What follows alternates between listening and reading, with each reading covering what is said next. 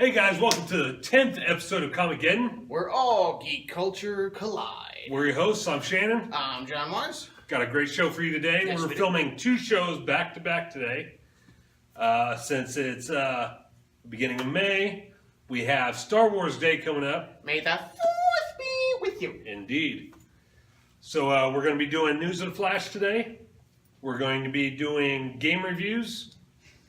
We're going to be doing recommended reading. Action figure reviews. And we've got a special surprise for you guys a little later on. It wouldn't be a surprise if we told you now. Exactly. Stick around.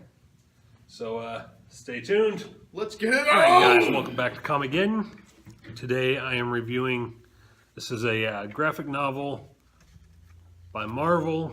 It's X-Men Wrath of Apocalypse. It's actually a collection. Who's Apocalypse? Only Thanos. Sorry. It's actually a collection of original X-Factor stories. It's not actually X-Men at all? No, it's not X-Men at all. It is X-Factor number 65 through 68. Which, for those of you who is this the X-Factor team that basically had the original X-Men? Yes. That's why it Yeah. probably says X-Men. For those of you who don't know, the original X-Factor was the original X-Men, made up of Iceman, Beast, Cyclops, Jean Grey, and Angel. It was Archangel at that Archangel. point. And the reason behind that is because there were too many X-Men. They had just did giant-sized X-Men. That, and they didn't like the fact that Magneto joined the X-Men. Yeah. So they went off, and because Magneto was their main villain Yeah.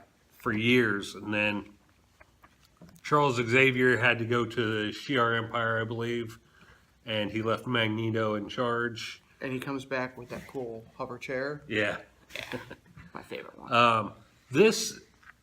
In this, Apocalypse is trying to not just defeat the original X-Men, but trying to kidnap Nathan Christopher Summers. Who's Nathan Christopher Summers? Glad you asked. He is the future Cable. Many of you may know him as as Nathan Dayspring Summers.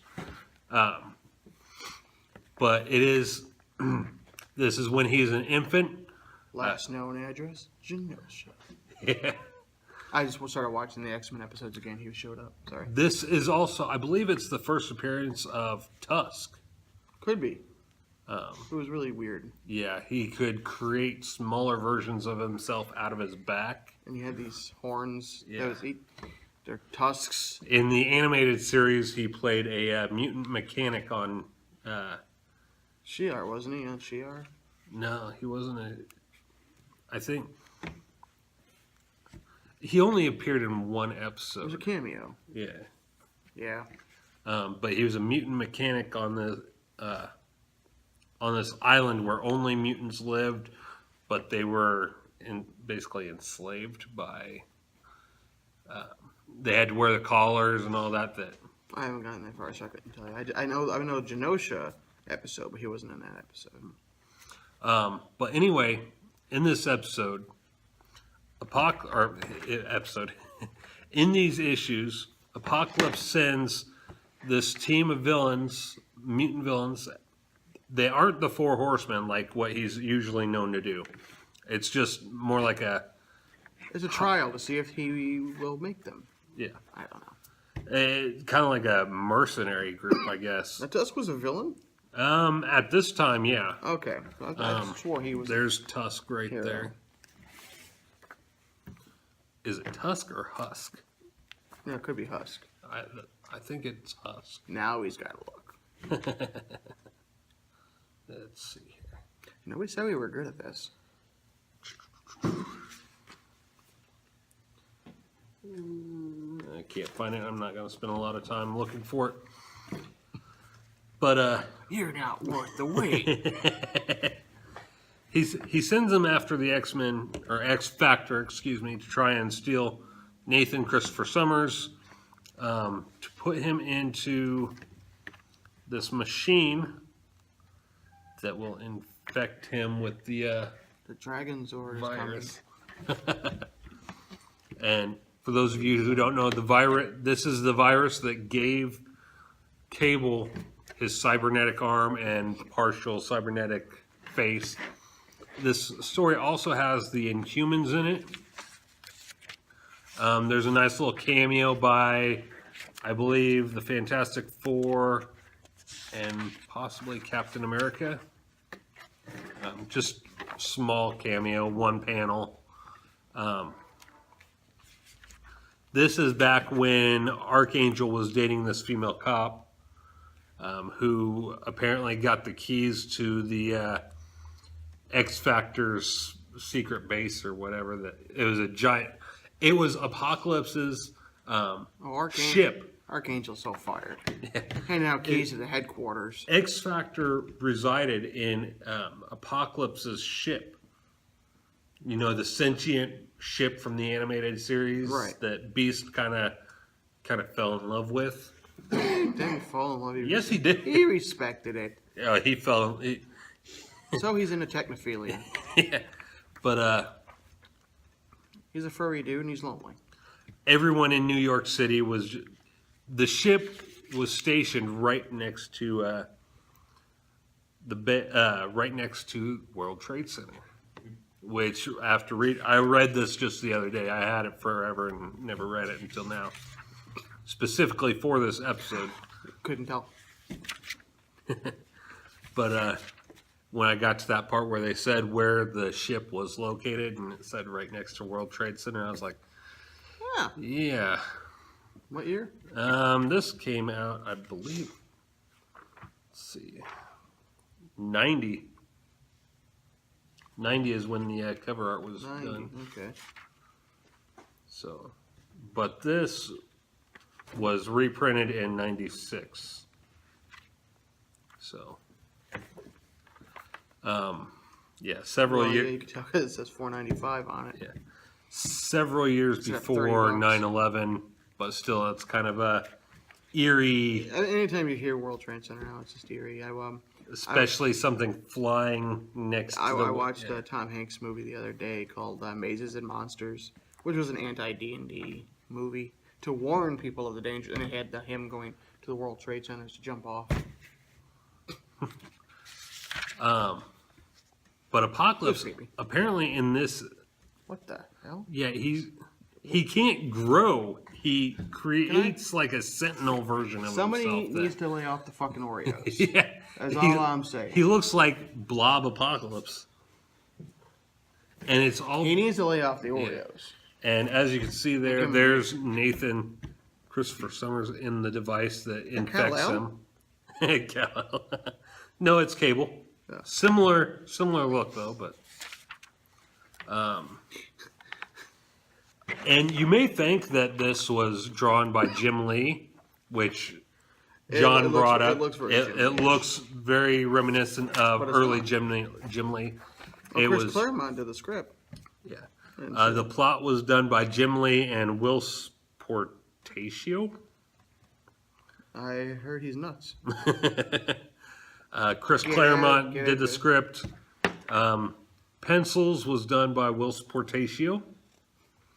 Inks by Art Thibert. Pistachio? Something like that. Letters by Michael Keisler and Pat Rose, whatever. His name. Yeah. Cover art was done by Jeff Matsuda and Art Thibert. Okay. But basically, no, the artwork was not Jim Lee. It does look Jim Lee, but it's not. I think either Jim Lee was strongly inspired by this, or influence, or he got inspiration from Jim Lee for the art style. Yeah. Regardless, the art style is really neat. I love the art style. I'm not too crazy about the cover. I mean, the cover's really bright. Yeah. I don't know. Beast looks evil. Yeah. Beast looks like he's getting ready to mate. And he almost looks like the evil Beast from from Dark Beast from Age of Apocalypse, who later became main continuity Beast. Yeah. After we'll do Age of Apocalypse sooner it gets to the movie of Apocalypse because I have all the books. But I thought that I wanted to read this and recommend it to you guys because since we've got a X-Men Apocalypse coming out, and that because it was announced that Cable was going to be in Deadpool 2, this is a story you need to pick up. Like I said, it's X Factor issues 65 through 68. It has Cable's origin in it. It has Apocalypse in it. It's got the original X-Men in it. It's got the Inhumans who play a big role in towards the end. Which, just to go over real quick, something we didn't mention last week or this week, the Inhumans movie has been canceled. Not canceled per se. It's been pushed back. Well, no, there's no date for it anymore. There may not be a date, but it is still on the books. They're not sure where. Yeah. More on that as it comes out. So, I farted. thanks. How'd you rate this? Not my fart, the book. The book, it's typical early. Ooh, man, Jesus Christ, dude. I rate that a 10. Jesus. I think it had nothing to do with that. That's all me. Oh, God. Billy's not here, so.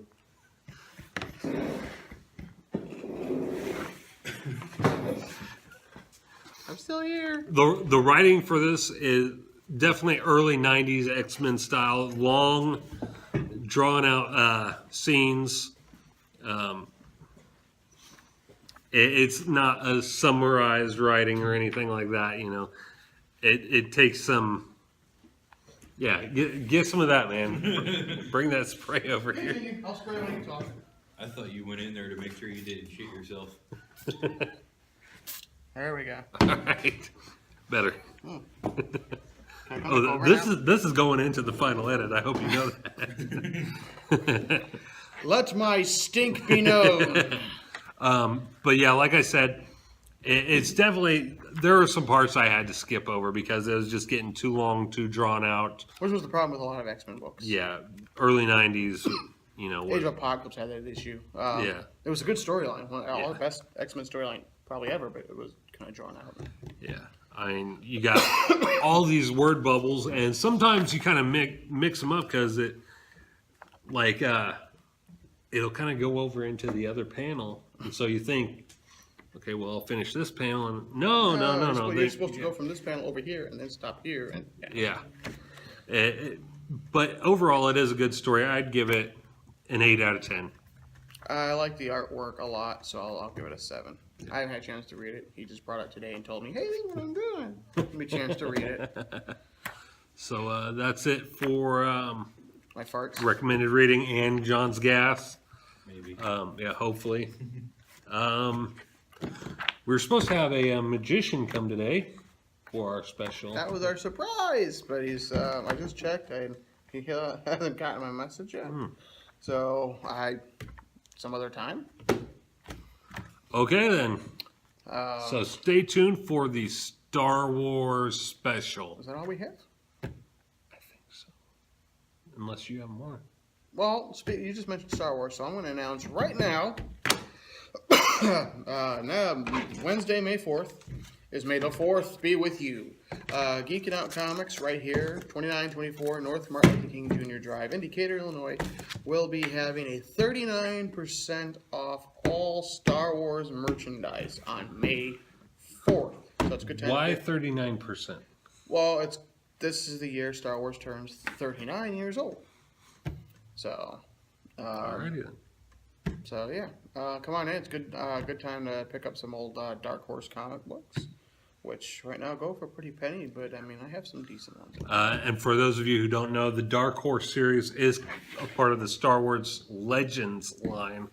And they are a little pricey because Dark Horse doesn't do them anymore. Marvel has the right to it because Disney owns Marvel, who owns Star Wars. So come on into the store, 39% off. Not just the comic books. If there's any action figures left, pick some of those up. I have some really cool collect cards and just I got a Talking Chewie book. Nah. And I have the real Django Unchained book. Django Fett, get it? Okay. But yeah, Wednesday he's gonna be posting a special Star Wars episode. May the 4th be with you episode. We're getting ready to shoot that now.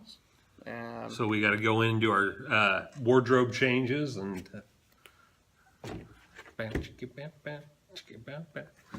And we'll be back. Have a good one, guys.